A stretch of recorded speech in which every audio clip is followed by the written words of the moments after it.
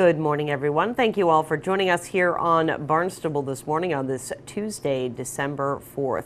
This Thursday, Barnstable Town Council will meet. One of the items on the agenda, actually several items on the agenda, deal with some changes to town code, the so-called problem property ordinances. There are 5 changes up for discussion, all up for public hearings this Thursday night. I got a chance to sit down with Precinct 13 Town Councilor Jen Cullum, who talked to me a little bit about what the problem property ordinances mean, how important it is to have public input on this, and what we're looking at in the future. So I share that interview with you now here on Barnstable this morning.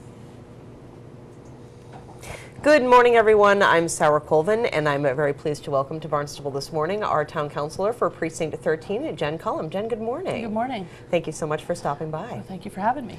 So big discussion taking place at this week's Town Council meeting, of course, and that is the long talked about problem property ordinances. And essentially what we're looking at is kind of 5 changes to town code that address different various ways in which it kind of gives the town and the police a little more leeway in terms of dealing with these repeat problem properties. Talk to me a little bit from your perspective on how this came about and what we're trying to accomplish. Definitely. Well, the reason I'm supporting the ordinances is because they came from a citizen group and a group of, I'm sure everyone knows the story now, but the Voices of the Village got together, 300 people from across town got together to talk about their particular problems and concerns about the town.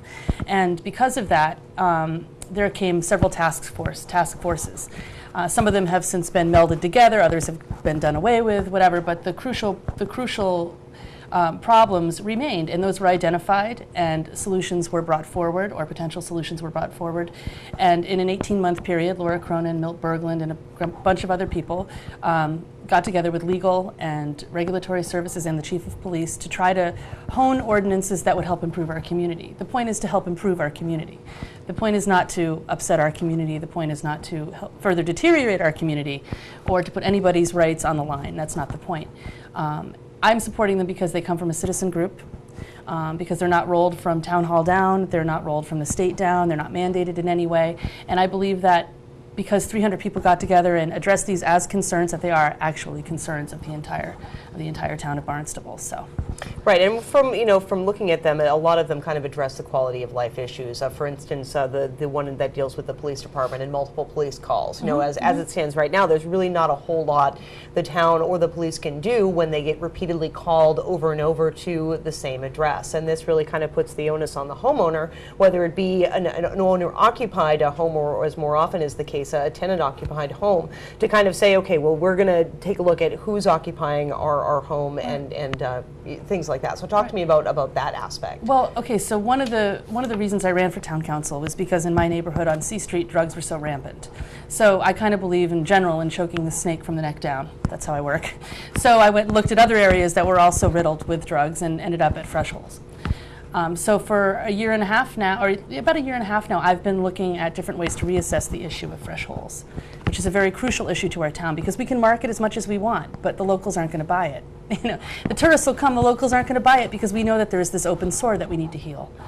So I've been looking at that and reassessing that. And so in doing so, I asked for some information on Fresh Holes, and it turns out that for the year 2011, there were 2,250 calls to the Fresh Holes neighborhood.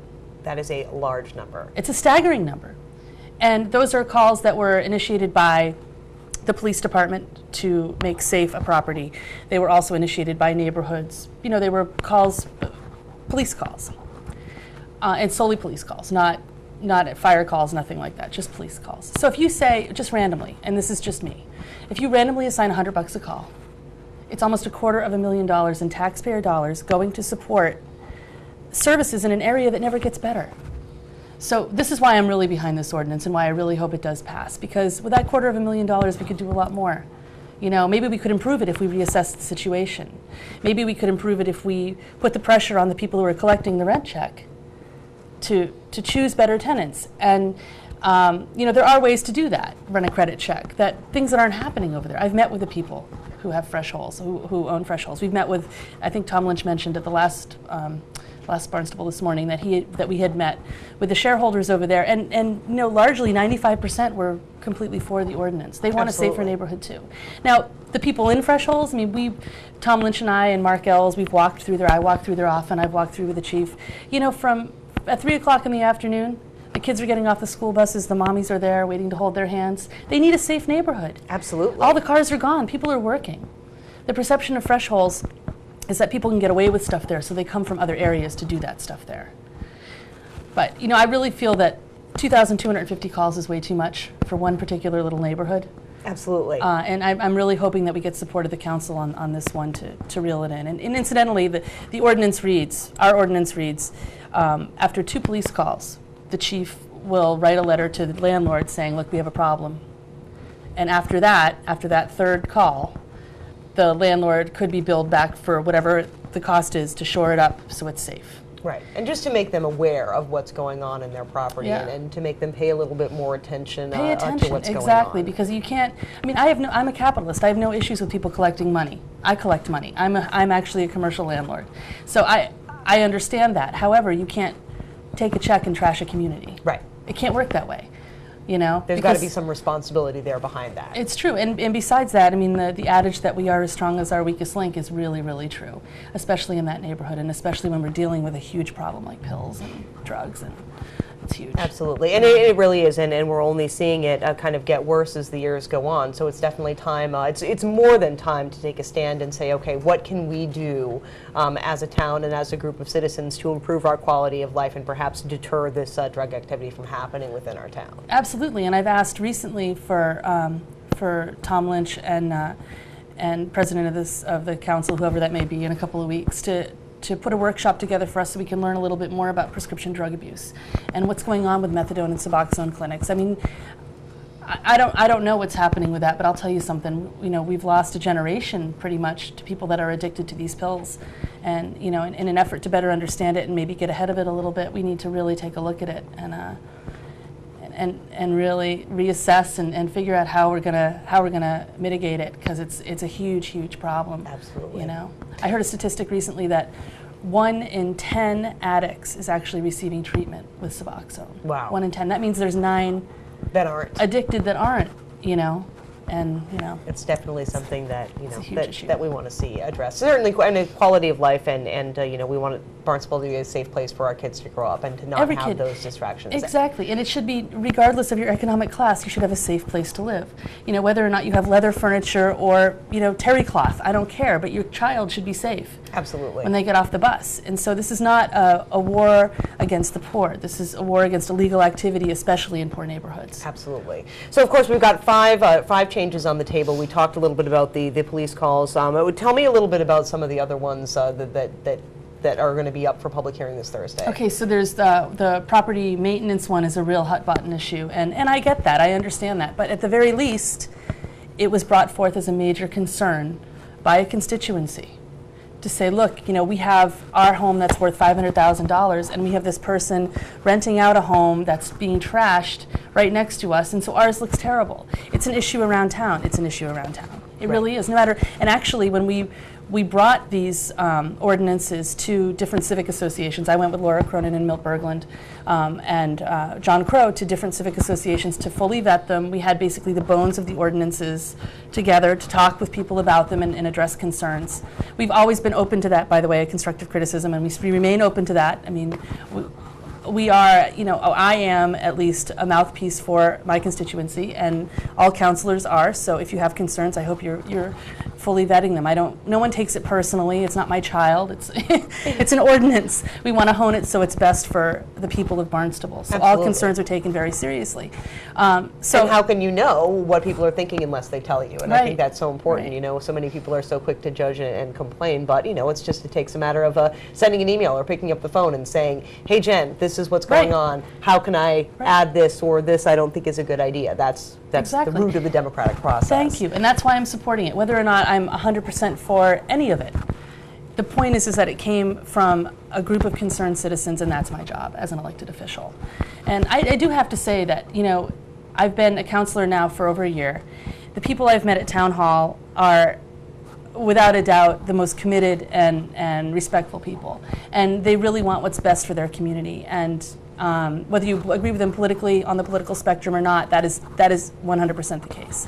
And I don't agree with everybody, obviously, but I can tell you that they're working really hard to make things better for us, you know, and that should be applauded. Laura Cronin should be applauded. Milt too. I mean, and John Crow. It's yeoman's work. They worked really hard. And to do it within the confines of the law, and to do it with the help of the legal department and the chief. I mean, we had many roundtable sessions, and I got involved about 6 months ago. But prior to that, they really were like sorting through, highlighting, this doesn't work, that doesn't work.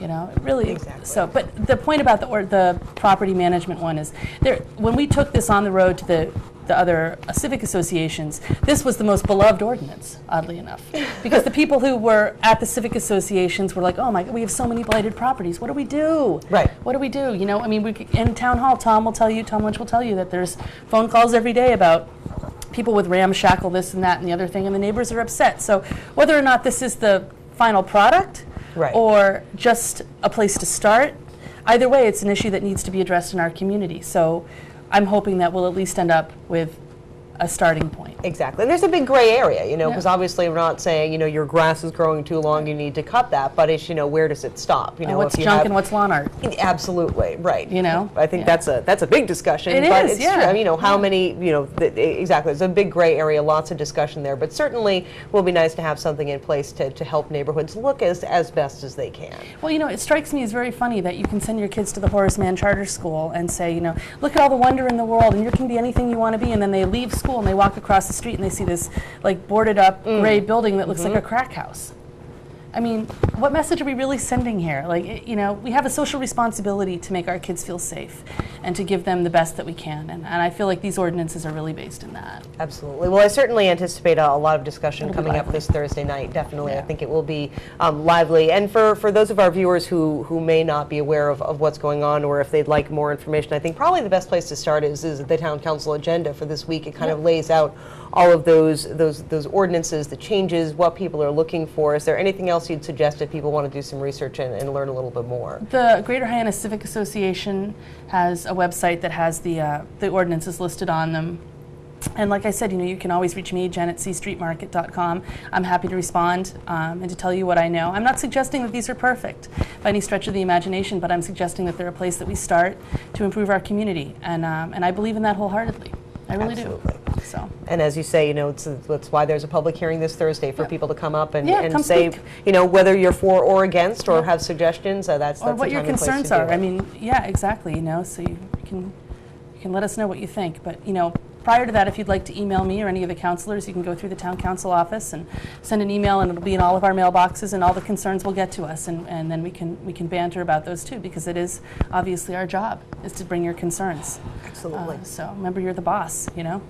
Exactly, it's our town. Yeah, you're the boss. You know, we work for you, so I hope that will happen. Indeed. So. Well, Jen, thank you so much. Thanks so much for having me. I really appreciate it. No problem. So much. Jen Cullum, of course, Precinct 13 Town Councilor. Town Council meets this Thursday at 7 o'clock here at Town Hall. I'm Sarah Colvin.